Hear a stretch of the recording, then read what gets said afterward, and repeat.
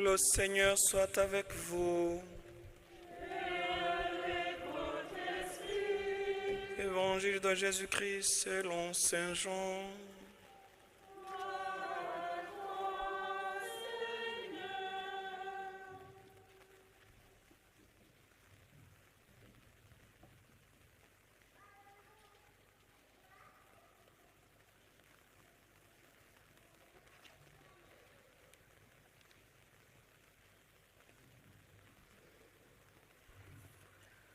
À l'heure où Jésus passait de ce monde à son Père, disait à ses disciples, « Comme le Père m'a aimé, moi aussi je vous ai aimé.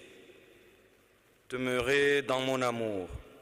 Si vous êtes fidèles à mes commandements, vous demeurerez dans mon amour, comme moi j'ai gardé fidèlement les commandements de mon Père, et je demeure dans son amour. Je vous ai dit cela pour que ma joie soit en vous et que vous soyez comblés de joie. Mon commandement le voici, aimez-vous les uns les autres comme je vous ai aimé.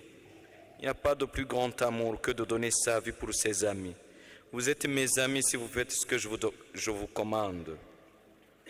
Je ne vous appelle plus serviteur, car le serviteur ignore ce que veut faire son maître. Maintenant, je vous appelle mes amis, car tout ce que j'ai appris de mon Père, je vous l'ai fait connaître.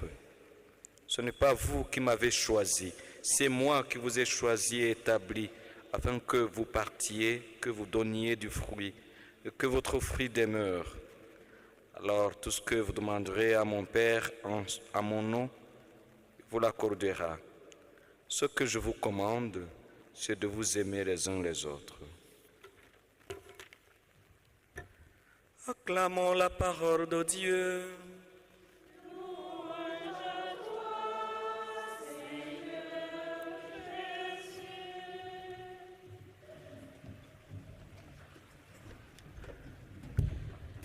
L'amour. Quelles sont les caractéristiques d'un amour vrai? Quels sont les signes de l'amour de Dieu dans ma vie? Sur base de quoi je peux dire que j'aime Dieu? Comment pouvons-nous exprimer notre amour envers Dieu et envers le prochain?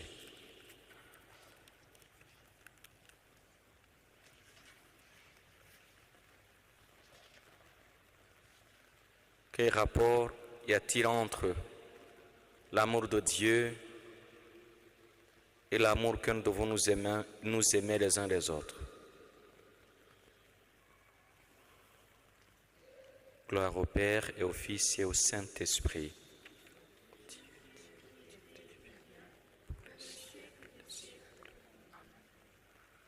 Parler de l'amour, c'est facile. Mais il est difficile pour cette personne aujourd'hui qui se sent abandonnée. Cette femme rejetée, abandonnée par son mari. Cet homme rejeté, abandonné par sa femme. Quel est le sens de l'amour? Pour cet enfant rejeté par ses parents. Comment on peut se sentir aimé quand on est discriminé, isolé, jugé par tout le monde, abandonné par les siens? Comment pouvons-nous parler de l'amour alors que chaque jour, à travers le monde, il y a des guerres, des méchancetés,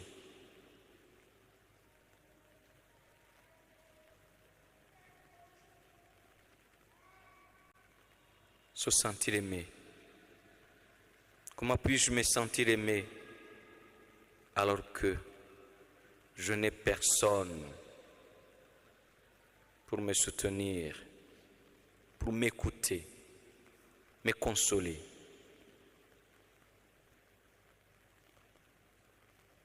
Et pourtant, Dieu est amour. Oui, il est vraiment amour. Et la première lecture nous rappelle également que dans cet amour infini de Dieu, dans cette bonté infinie de Dieu, il veut le salut de tous. Il est impartial. Et dans le psaume 97, il est puissant.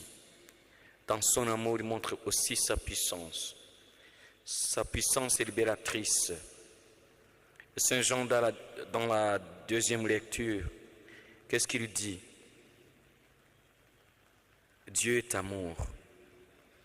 Et si nous sommes les enfants de Dieu, nous devons également nous aimer les uns les autres. Quels sont les signes de cet amour de Dieu? Il y en a plusieurs. Dieu a montré son amour par plusieurs moyens et ne cesse de le montrer. On peut donner quelques signes de son amour et de sa présence dans notre vie. Quelques signes qui prouvent vraiment que Dieu nous aime. Un des signes, c'est l'incarnation. On peut dire que c'est le premier signe. L'incarnation, c'est un des signes qui prouve vraiment que Dieu nous aime. Dieu qui accepte de se faire homme, de s'humilier pour nous, pour vivre avec nous, pour marcher avec nous, pour nous accompagner. Deuxième signe, c'est la croix. Dieu qui accepte de mourir pour nous. Pas n'importe quelle mort, mais la mort sur la croix. Et s'il a accepté d'être crucifié, c'est pour que nous soyons sauvés. Sur sa croix, nous avons trouvé le salut. Par ses blessures, nous sommes guéris et sauvés. Troisième signe, Dieu nous montre son amour par sa providence, son action de prendre soin de nous, son fait de prendre soin de nous, de gouverner le monde, de gouverner les hommes, de veiller à notre destin. Par sa providence, il est capable même de surgir, même du mal, en plus grand bien pour nous. Dieu veille sur nous, nous protège et nous aime. Quatrième signe de son amour, son pardon. Sa miséricorde, son pardon, son amour qui ne compte pas nos péchés, mais qui les efface quand nous nous humilions et demandons pardon. Qui nous fait du bien gratuitement, pas parce que nous sommes bons, mais parce que nous sommes des enfants de Dieu, parce que nous sommes aimés. Essayons d'imaginer nos péchés. Dieu qui nous fait du bien gratuitement, même si nous sommes pécheurs, sans condition. Quand il pleut, que je sois mauvais ou bon, je bénéficie de la pluie. Je bénéficie aussi des bienfaits du soleil, des fruits de la terre, des fruits de la mer, créés par Dieu. Son pardon, son signe éloquent de son amour pour nous. Et sur la croix, qu'est-ce que Jésus dit? Pardonnez-le parce que ne savent pas ce qu'ils font. Cinquième signe de son amour, de sa miséricorde, les sacrements. C'est Dieu qui nous a aimés le premier. Il nous a donné les sacrements. Le baptême qui nous rend enfants de Dieu. La confirmation qui nous intègre, mais en même temps, le sacrement par lequel nous bénéficions des grâces du Saint-Esprit, des dons du Saint-Esprit. L'Eucharistie, par cet amour infini de Dieu, nous mangeons le corps du Seigneur. La pénitence, le sacrement par lequel nous recevons le pardon de Dieu. Ainsi de suite. Sixième signe de cet amour, c'est la création elle-même. C'est la création, tout ce que Dieu a fait, c'est pour notre bien. Tout. Et si on pouvait faire toujours la lecture de ce livre que la création, le livre dans lequel est écrit l'amour de Dieu. La création, c'est un discours sur l'amour de Dieu, un discours très éloquent, un discours très sûr, un discours très fort. Si on peut l'écouter, écouter la création, si on peut lire ce livre que la création, qui nous montre vraiment combien Dieu nous aime, et nous aime gratuitement. Septième signe, la joie d'être aimé. La joie d'être aimé. Les gestes d'amour que Dieu nous montre à travers notre quotidien, à travers nos frères et sœurs. Huitième signe, le ciel et surtout les anges. Un reflet aussi de l'amour de Dieu. Dieu qui envoie les anges pour nous dire combien nous sommes aimés. Luc chapitre 1, l'ange Gabriel chez Marie. Réjouis-toi Marie, comblée de grâce. Saint Raphaël qui accompagne les gens. Des anges gardiens, chacun de nous a son ange gardien. Un signe que nous sommes vraiment aimés. Nous sommes soutenus par sa providence, par sa grâce et par sa miséricorde. Réjouissons-nous, frères et sœurs, de cet amour infini, de cet amour ineffable, incommensurable de Dieu Tout-Puissant. Rendons grâce à Dieu, parce que nous sommes vraiment ses enfants, des enfants aimés, bien-aimés. Et le neuvième signe, c'est son désir de nous appeler, de vivre avec. Il veut que nous soyons avec lui. Dieu nous veut à ses côtés. Il veut demeurer en nous. Il veut aussi que nous demeurions en lui. Surtout à la fin de cette vie au paradis. Nous promet le paradis et nous appelle à lutter pour entrer au paradis. Et Jésus lui-même nous dit qu'il est allé nous préparer des places. Préparons-nous que nous puissions un jour vivre avec lui dans le paradis. Et si nous sommes ainsi aimés, ce sont quelques signes, mais aussi on peut, la liste n'est pas exhaustive.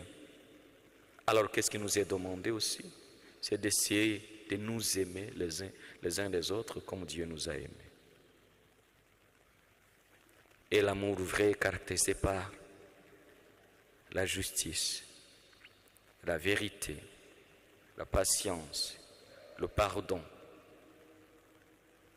le service, l'humilité. Oui, l'humilité dans l'amour. La gratuité, la joie, la disponibilité. La disponibilité, c'est aussi une des caractéristiques d'un amour vrai. Suis-je disponible à Dieu? Suis-je disponible envers mes frères et sœurs? La gratitude, l'amour qui rend grâce, qui dit merci. La reconnaissance des bienfaits de Dieu, des bienfaits de mes frères et sœurs.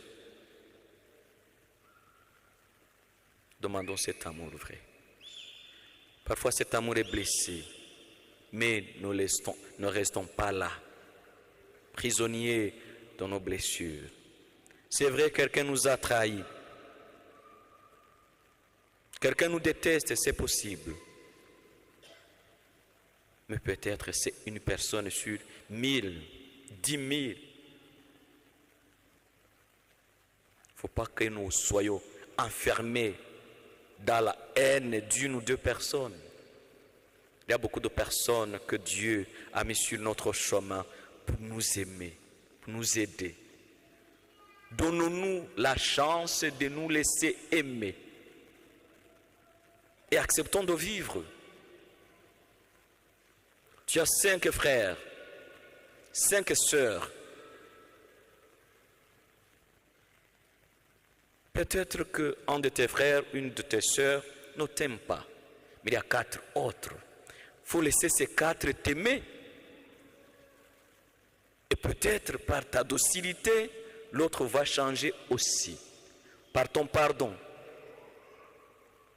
Par ton ouverture à l'amour. C'est une équipe de 10 personnes au travail. Il y a 1 ou 2 personnes qui ne t'aiment pas, qui ne t'apprécient pas. Ce n'est pas grave. Même si c'est sûr, au moins il y a 1 ou 2 personnes qui vont t'aimer, qui vont t'apprécier. Mais l'important, ce n'est pas de chercher les appréciations, c'est d'aimer et de se laisser aimer aussi. Les personnes qui ne se laissent pas aimer.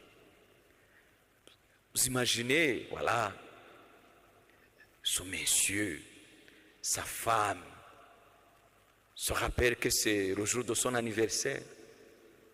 La dame prépare tout, une surprise. Un beau monsieur ne peut même pas rentrer à temps pour célébrer, se réjouir avec sa femme ou ses enfants. Au Kinyarwanda, de telles personnes, on les appelle Bagorikunda. Je ne sais pas comment on peut traduire ça. Il y a des personnes difficiles à aimer, qui compliquent la vie. Et ces personnes pensent que c'est sérieux, c'est bon comme ça. Moi, je suis sérieux à faire des sentiments, je ne suis pas dedans. Et cet amour, ça, sentiment, ça, voilà, c'est ta femme quand même, ce sont tes enfants. C'est pour ton bien. Tu veux les fatiguer. Comment on peut dire ça? Comment on peut faire ça? C'est pas sérieux, n'est-ce pas? Laissons-nous aimer. L'amour, c'est bon. Ça fait vivre. Mais attention, il ne faut pas que nous soyons des pécheurs au nom de l'amour.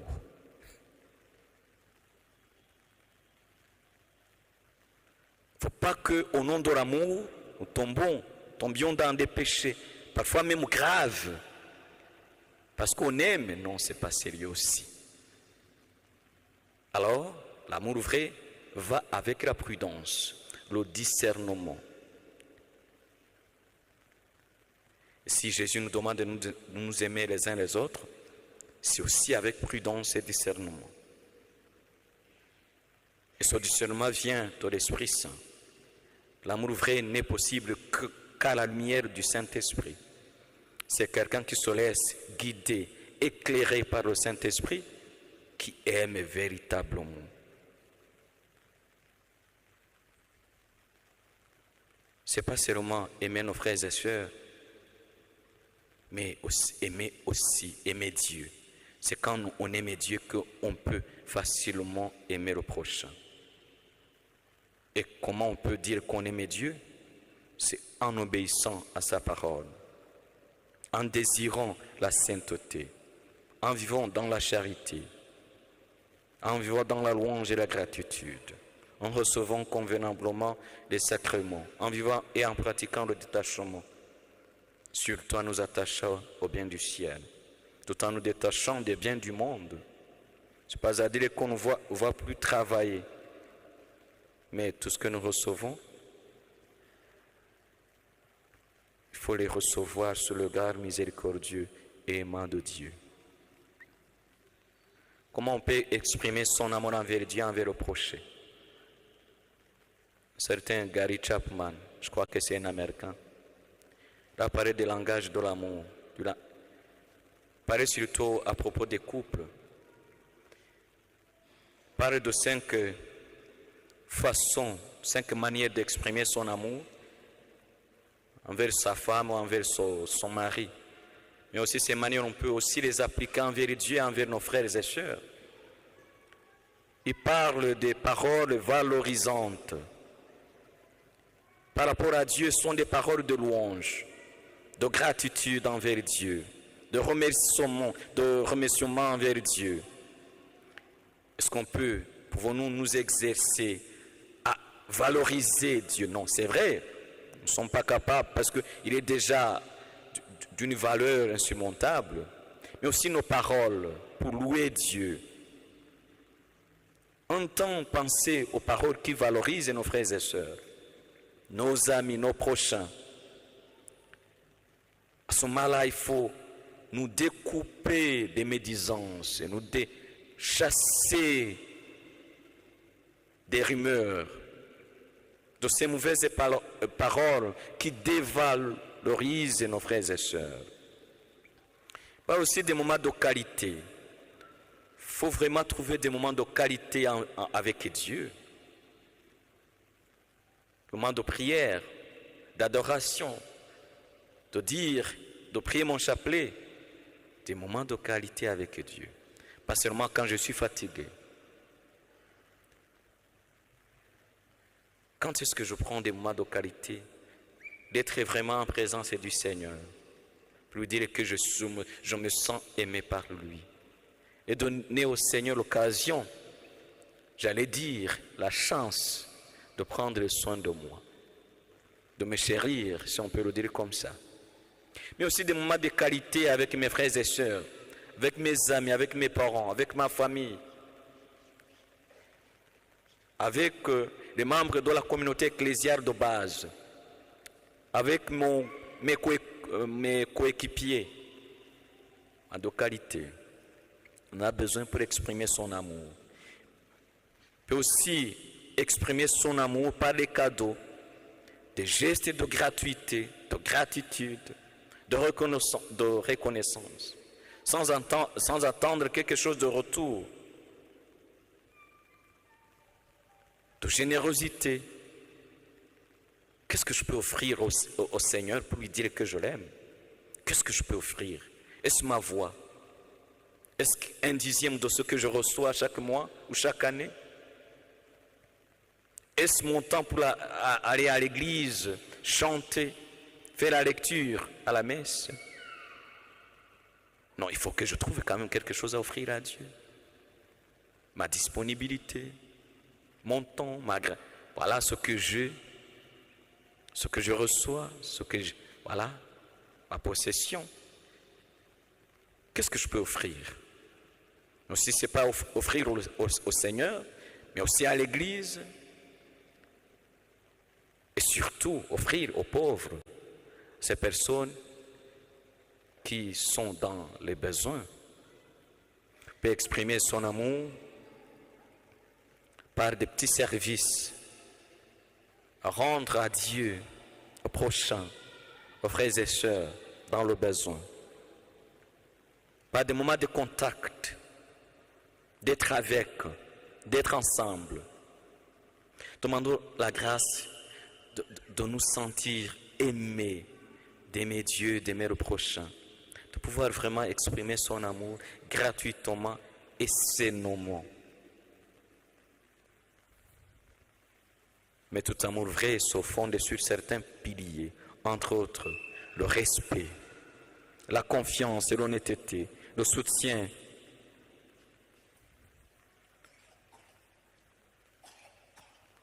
et surtout la parole de Dieu et l'Esprit Saint. Jésus dit, aimez-vous les uns les autres comme je vous ai aimé. C'est le commandement qui nous a légué. C'est l'héritage que nous avons reçu de lui.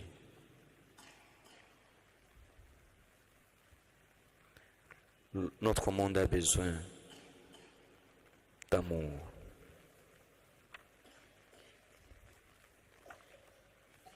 Ce commandement, c'est le plus grand des commandements que nous avons reçus du Sauveur. Et nous ne pouvons pas nous dire les enfants de Dieu si nous n'aimons pas Dieu et le prochain. Sainte Thérèse de Calcutta disait que ce qui compte n'est pas la grandeur de nos œuvres, mais l'amour par lequel nous faisons ce que nous faisons. Cette religieuse nous a rappelé que le manque d'amour est la plus grande des pauvretés. Quel conseil Sainte Thérèse de Calcutta nous donne? De ne laisser personne venir à nous et repartir sans être plus heureux, sans se sentir plus aimé. Et elle ajouta, si véritablement nous désirons aimer, nous savons bien que nous avons à apprendre à pardonner. L'amour et le pardon.